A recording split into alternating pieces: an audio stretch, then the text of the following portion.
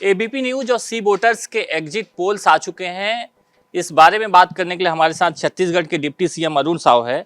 Sir, सी voters के सर्वे आए हैं। इस सर्वे में अगर छत्तीसगढ़ की बात करें तो 10 से 11 सीटें जो है बीजेपी को मिलती दिखाई दे रही, वहीं 0 से 1 सीटें जो है वो इंडी गठबंधन को जाती दिखाई दे रही। देखिए, हम छत्तीसगढ़ के चुनाव के संदर्भ में शुरू से कहते रहे हैं कि कांग्रेस की टिकट पर कोई चुनाव लड़ने को तैयार नहीं है और जिनको कांग्रेस पार्टी ने टिकट दी उनका विरोध हो रहा है, वो जनता से नकारे हुए लोग हैं और इसलिए कांग्रेस तो चुनाव घोषित होने से पहले हार मान चुकी थी। छत्तीसगढ़ में 11 की 11 सीट भारतीय जनता पार्टी जीतने वाली है।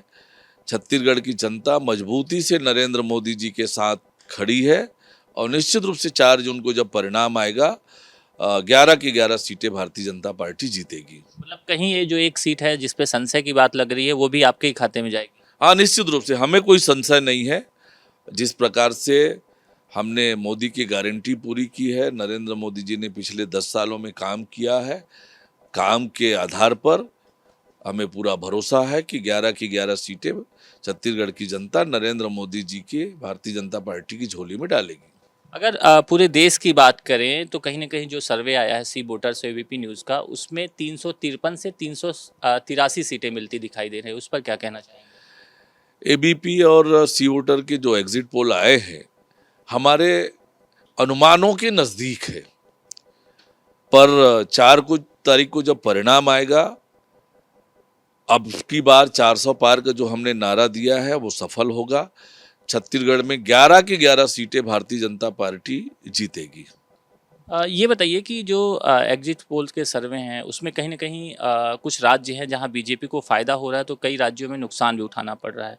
बिहार जैसे है, बिहार में कहीं ना कहीं बीजेपी को इस बार कुछ नुकसान उठाना पड़ सकता है।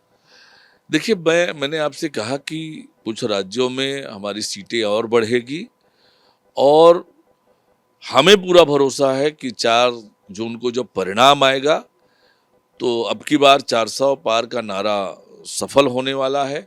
नरेंद्र मोदी जी 400 सीटों के साथ तीसरी बार देश के प्रधानमंत्री बनेंगे, ये सुनिश्चित हो गया है। अच्छा, अगर एग्जिट पोल की बात करें तो जो दक्षिण भारत के राज्य हैं, चाहे वो आंध्र प्रदेश की बात करें, चाहे कर्नाटक की बात करें, चाहे केरल की बात करें, ऐसे तमाम राज्य हैं जहां इस बार जो है बीजेपी बढ़त बना रही है।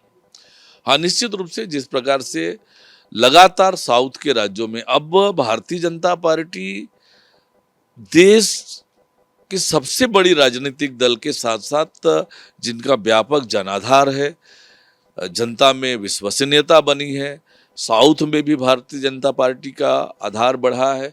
पार्टी ने लगातार मेहनत की है।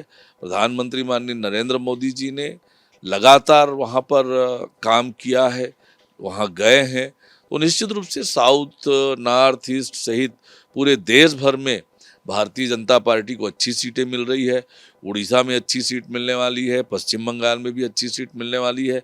तो पूरे देश में भारतीय जनता पार्टी का जनाधार और विश्वसनीयता बढ़ी है। ये 4 जून के परिणाम से भी स्पष्ट होगा। एग्जिट पोल पे सवाल भी उठ रहे हैं, विपक्ष लगातार सवाल उठा रहा है कि एग्जिट पोल्स के उलट नतीजे आएंगे उसमें।